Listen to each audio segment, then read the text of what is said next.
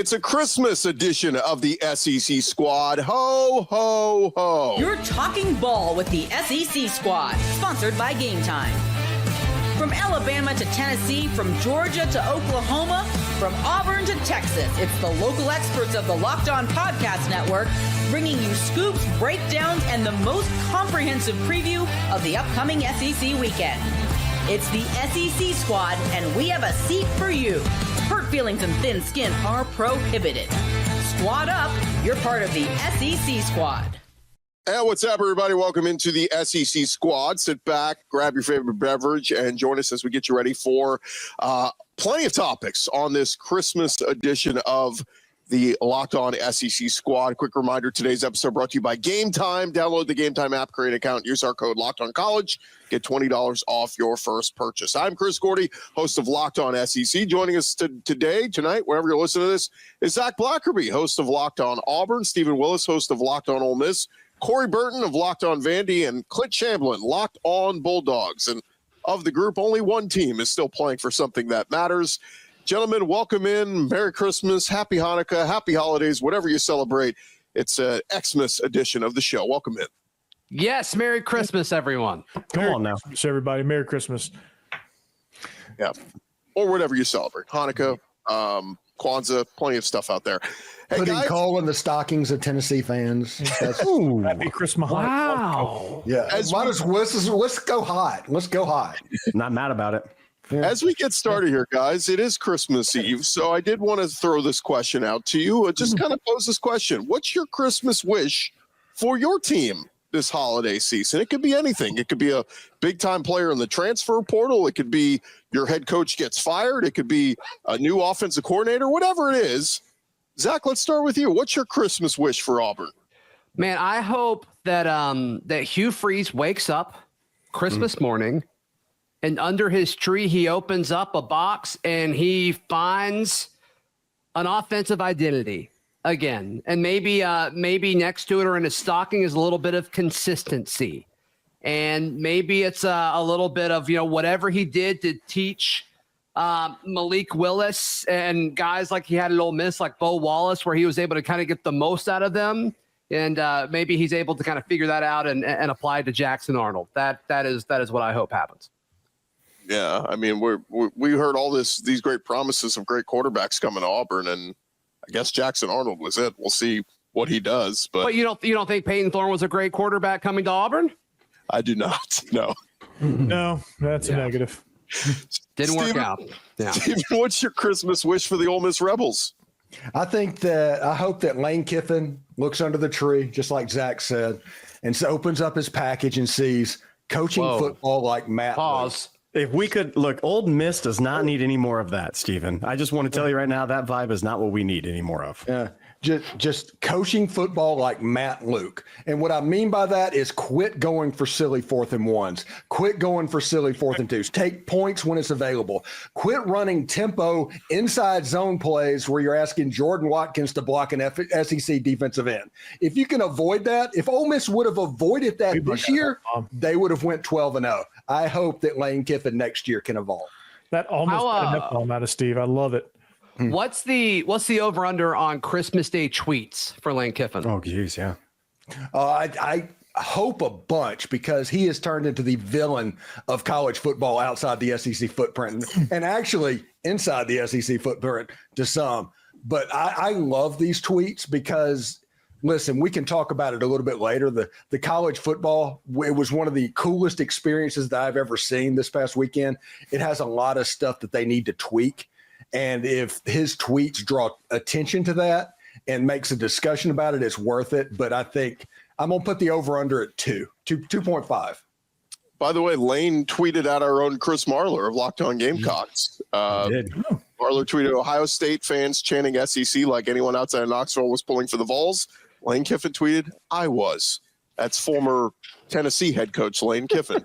He was critic for the Vols. That is 4D chess trolling right there. It really, really is. By the way, Lane, maybe a little bit of parallel, but Lane has to be the Loki. What Loki is to Marvel, Lane is to the SEC. Kind of this guy who's brooding and pissed off at every single person is going to make you feel it and hear it every single time. And I'm here for it, by the way, Stephen.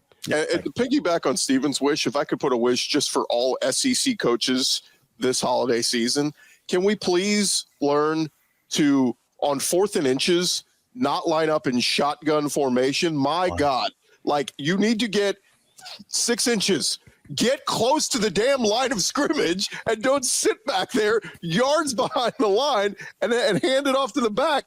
Oh, frustrating. And quit acting like you're allergic to points.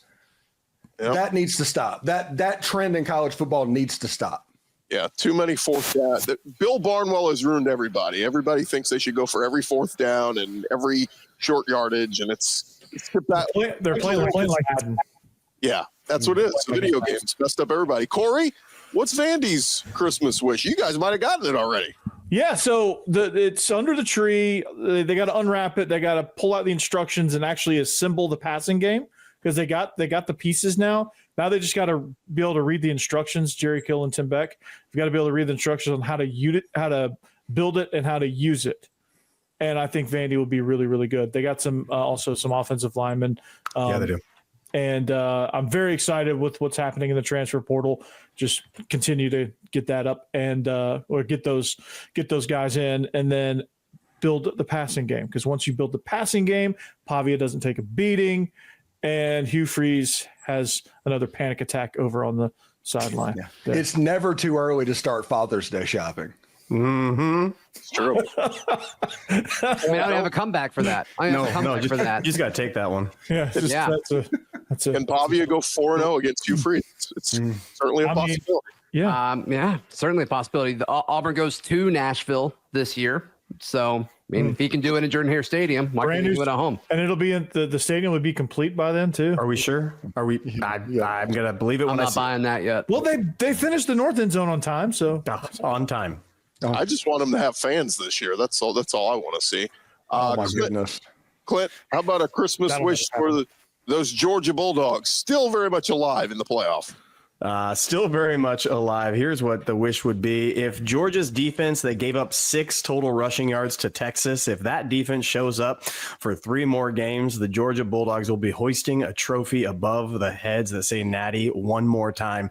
The defense that Texas absolutely ran through, and it looks, everybody talking about how formidable they are. But if Glenn Schumann, Kirby Smart get the guys back healthy and whole and stopping the run against all these teams, against Notre Dame, who Notre Dame can run very well, as we've seen, and Love can get the second level and sprint off. If that defense is consistent in the playoffs, I don't think anybody can beat us. That's the Christmas present I want more than anything, more than Carson Beck, healthy elbow, shoulder, arm, whatever you want, more than wide receiver in the portal. I want that Georgia running defense to show up every game. Are you buying stock in Gunnar Stockton? Gunnar Stockton, y'all don't sleep on him. Go back and watch film coming out. He was the man for Georgia football, high school. He was the man tossing the ball around, and he got that team electrified behind him. You saw every single dude. He held onto that ball, which I still don't know how he held onto it, and every single dude on the team is behind him right now, so I'm totally buying stock in him.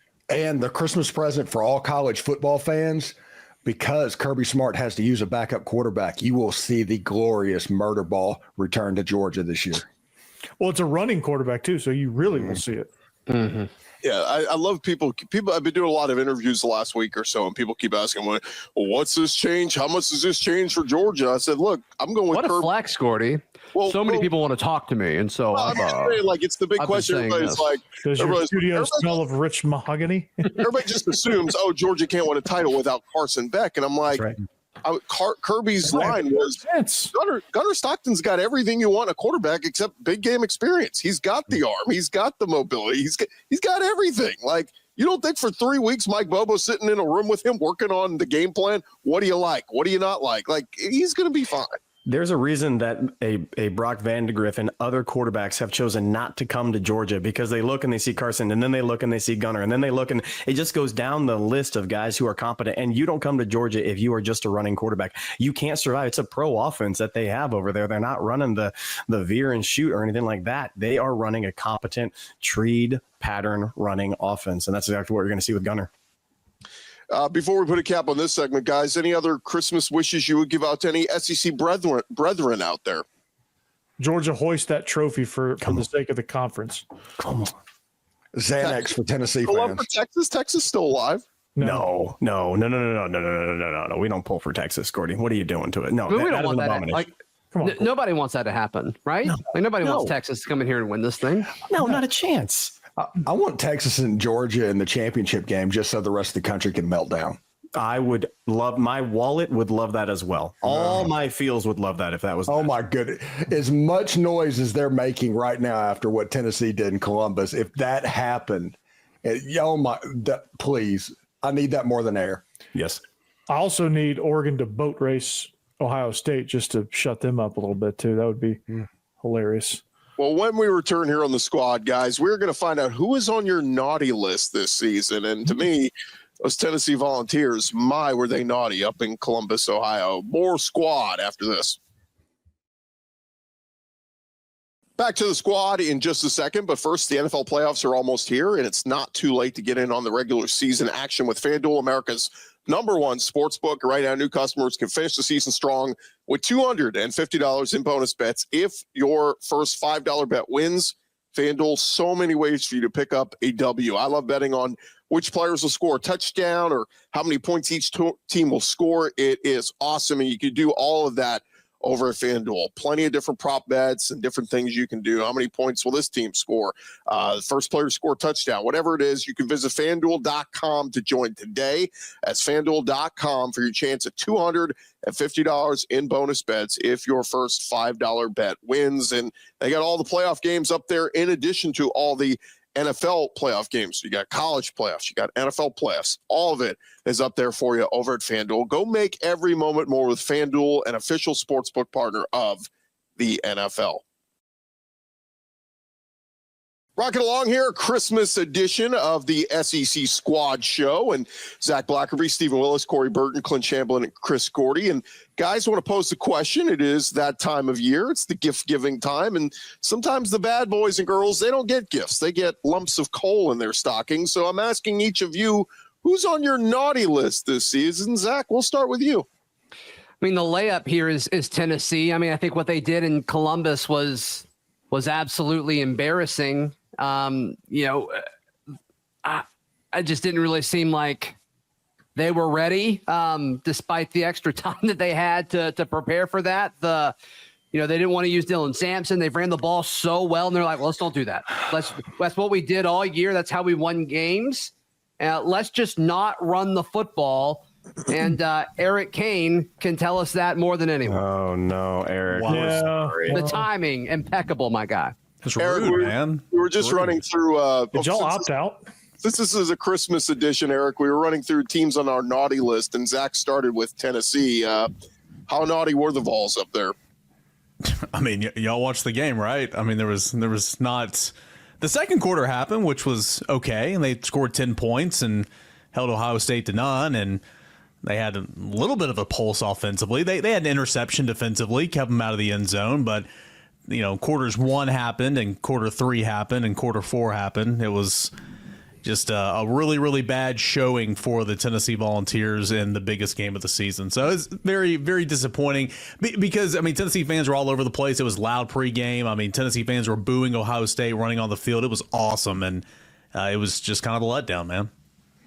No gifts for Tim Banks this holiday season. It's a shame, too, because Tim Banks had a great year, but 2 games is really, really bad. Georgia and Ohio State. Yeah. Chip Kelly found one aspect of the Tennessee defense and attacked it over and over and over again. That was about that 17-yard out route to the sideline. Just stayed on it, and they never adjusted.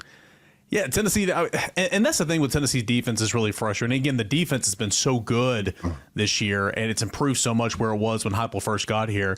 But in these situations where they lose these games on the road, these bigger games, Florida, in 23 and Florida in 21, really, and then Georgia this past year, and then of course Ohio State last night or 2 nights ago. It's like when Plan A is not working defensively, you don't pivot, you don't have a Plan B, you don't have like Tennessee 31 drawbacks for Will Howard. Tennessee blitzed 8 of them. Tennessee blitzed 25% of the time. Like, are you kidding me? You're going to trust your defensive line that wasn't getting home at all in this football game, and when you have all these NFL wide receivers running around, I mean, that was very frustrating sitting there watching it and watching it again on the retape and all that. So Yeah, not great. Well, to get back to our naughty list conversation, Steven, who would be on your naughty list this holiday season? Listen, I know I probably should say Kentucky or Florida or LSU or something like that, but I'm going to go to that Tennessee-Ohio State game, but not the game. There was a guy in the stands with an F. Dolly Parton shirt, and that guy needs to be arrested. Yes. That woman is a national treasure, and just wearing that out in public should be against the law. Okay. All I heard is that Stephen Willis is against freedom of speech. That's all I'm taking away from you. Look, when it comes to Dolly, she is a treasure. She is a prized treasure. Clint, do you have anybody on your naughty list? It's comical to me, especially after Florida came out and put a drubbing on Tulane, a Tulane school that, by the way, is pretty good offensively and you get things going over there. I think Cole should be every single Florida fan and person that called for Billy Napier's head. You get Cole and you should have your fan card revoked because this guy kept going when you guys wanted to and getting recruits now in the transfer portal as well. He's doing something that you guys, and of course you got rid of a coach that beat Kirby Smart, something that hadn't been done since he took over in quite some time. You ran him out of the building. He's going to do great things at UNLV, by the way. Mullins, Danny Boy over there is going to be fantastic. He's going to run the Mountain West. Oh, he is.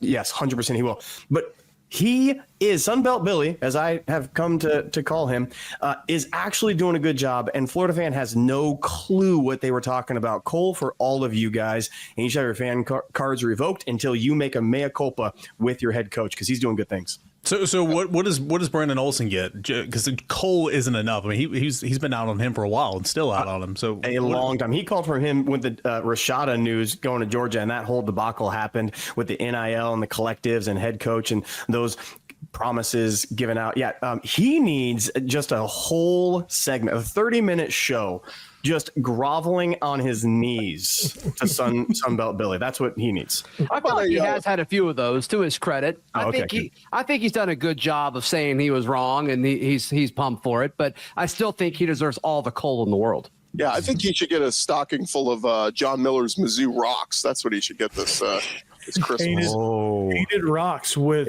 blue and orange painted rocks. There you go. Corey, you got a naughty list this holiday season? You know, things have been great over here in Vandy land. So, you know what? I'm gonna leave everybody off the naughty You're list. feeling so good about life over in Nashville that you're just saying, hey, all of us are happy right now. We're all good. Can we put Vandy / Diego Pavi on the naughty list for potentially ruining eligibility for college football for everyone else? Or just ruining Hugh Freeze. We already did that, Eric, but thank you. Yeah, actually, I want to give Cole to Pavia and because you're going to get that man fired, and I want to keep Hugh at Auburn for as long as I possibly can. And you're going to all get him fired. I want him there in Jordan Hare forever. How about Steve Sarkisian coming out and going, I disagree with this. Steve Sarkisian himself went to JUCO. Like, come on, dude, what are you doing? Like, yeah, like it doesn't matter. I mean, I don't think JUCO's I don't think it's gonna affect anything that badly. I'll throw in there. I think Mark Stoops absolutely deserves to be on the naughty list. I was a believer into what they were doing in the portal, bringing in Brock Vandergriff and Dane Key and Barry and Brown and, Chip Trainum in the portal and the running back. I mean, I was like, man, Kentucky. And then they got all these guys back on defense, J.J. Weaver, Derek Jackson, and they go 1-7 in SEC play, 4-8. Chris, Ole Miss in 7. That's true. Yeah, they did get the reps, but I mean, absolutely underachieving, and all these straight years of Mark Stoops. The one thing you know about him, he gets to a bowl game. He didn't this year. That's absolutely an atrocity. And hey, my guy over at Tulane, John Summerall, may only be at Tulane one more year. That might be the heir apparent to Mark Stoops. So there's an opening in one of the bowls. If Kentucky wants to jump into it, Marshall decided they were done. Oh, Latex over there, buddy. Is it too late? Yes. Eric, as we put a cap on this one, you ranted on the Vols. You got anybody you want to put on your naughty list outside of the Vols? I'll stay on the same topic. Ohio State fans, Smothered and Covered podcast host Barrett Salih, part of the family, awesome what he does, came on the show last week and went on a little monologue about how Will Howard is a liability and all this type of stuff. And of course, being the greats, content creator I am, I clip it, I post it. And, as any fan should, they bookmark it and they come back and not only are you sharing that, which is fine. Okay, that's great. You're diving in my DMs and you're having very colorful things to say about me and what I said. I guess you're not intelligent enough to know that is not me. That was Barrett that said it. But some of the DMs Ohio I've gotten, State fan. Intelligence left awesome. when you said Ohio State fan. Yeah, So they're sensitive.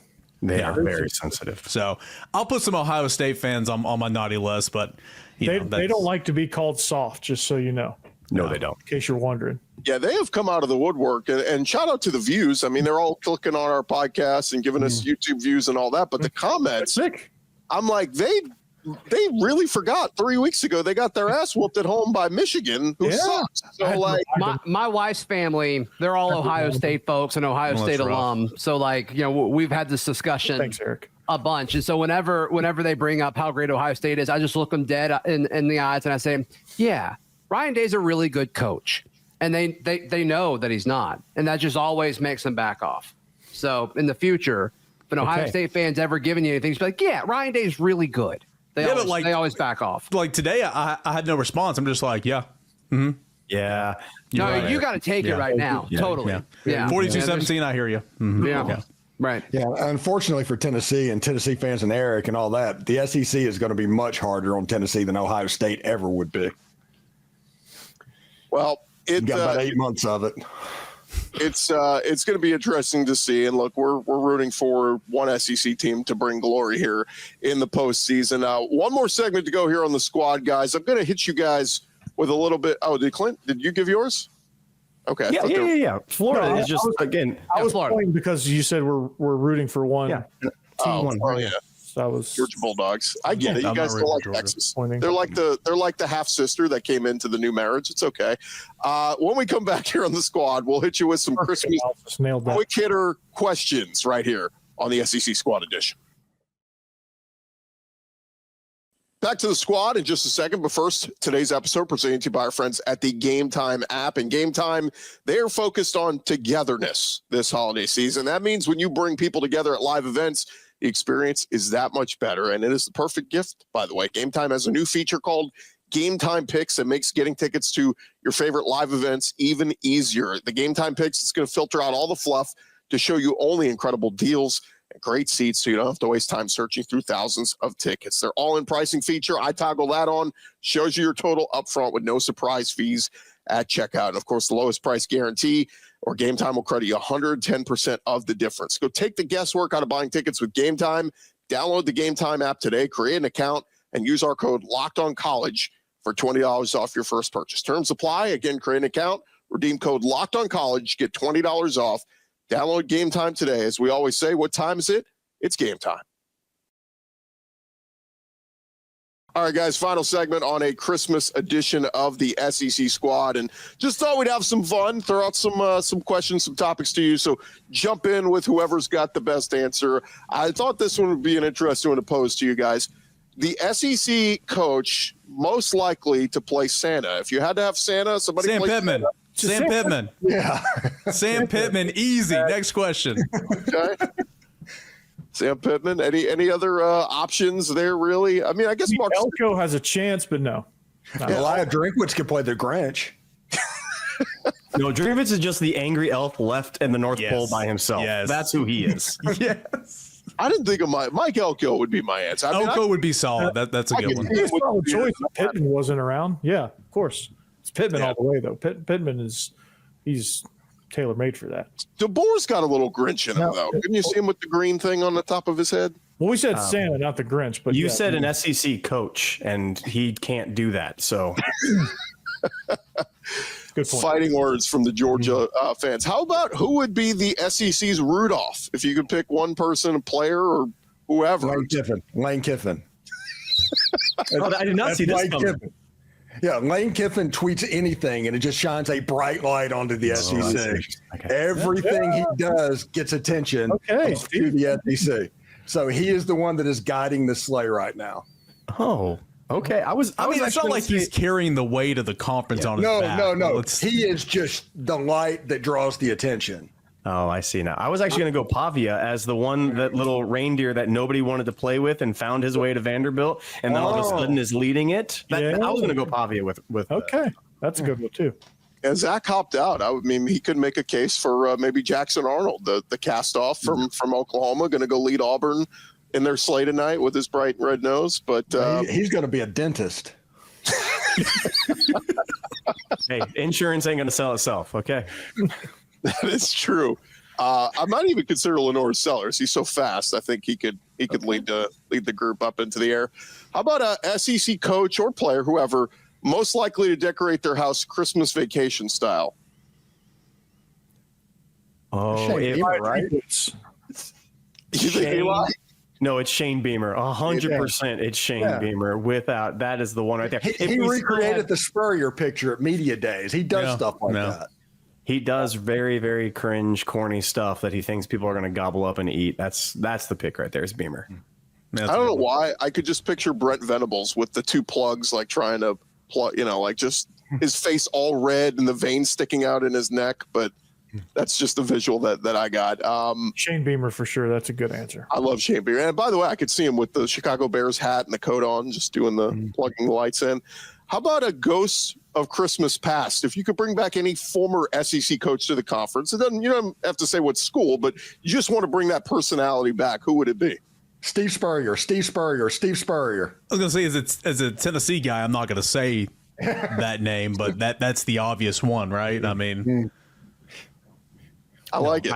I don't want him anywhere near the SEC. It's good. We're fantastic. Mark Richt was put off into an island by himself of isolation, of mediocrity because of that. So, no, Spurrier can stay gone. I liked it when Dan was at Florida. I thought his shenanigans were fantastic. I thought he embodied that school so much. And I kind of want him back just for laughter's sake. Also, Woody Woodenhofer at Vandy. I would take him as well. Hold on. I just had Eric. Oh my gosh. Why the name is escaping me, called on Christmas. Butch Jones. I want Butch Jones back because that man said brick by brick. And then he pointed to his shoe and he said, look at this white cross that got painted on my shoe before a Hail Mary pass. Again, there was just the most ludicrous, corny stuff in the entire world.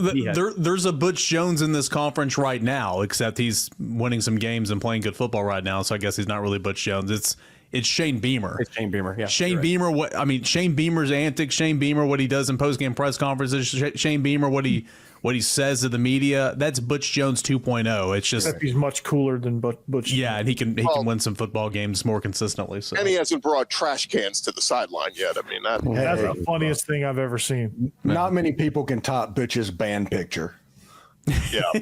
It's if there was one I could bring back, I want Coach O back. I don't care where he's at. We need Ed Ogeron back. That's a good one. Come on. Nope. Former great Tennessee defensive line coach. Yeah. Nope. The Tex recruits said, don't enroll in class. Don't enroll in class. Come to SC. Don't enroll in class. I just want to see him jog up and down his little boulevard again on Twitter and just post it up there, living his best life. I'm so happy for him. He's just out there shirtless, getting a tan, jogging, and just not caring about coaches. Wouldn't he be killing it doing this transfer portal? He'd be like, hey, come on, brother, get you some money. Come play for me. He would. He's the type of person that anytime he had to repeat himself, he would completely go off. And I'm the type of person that didn't know a single word that he said and had to say and make him repeat himself. And he went off on me multiple times. So, no, I don't want Edo anywhere near the That's conference. awesome. That's true. I forgot Steven worked under him. So maybe he doesn't want Coach Hill back. Last one for you guys. If you could have any Christmas miracle heading into the new year, what would it be? Could be your school or anything in the SEC. A locked-on Mississippi State. That would be a miracle. As soon as they get internet in Starkville, I'm sure it's going to happen. There it is. Locked on Vandy getting to 1,000 subs. Come on now. Yeah. How close are you, Corey? I'm at 540 right now. Get there, people. Go check him out. Get Corey down. He's a good listen. Good dude. Very knowledgeable. Fantastic time. This is across all our shows. So, Corey, if we can't make that happen on this Christmas, come on. Let's do it. Give me to 1,000.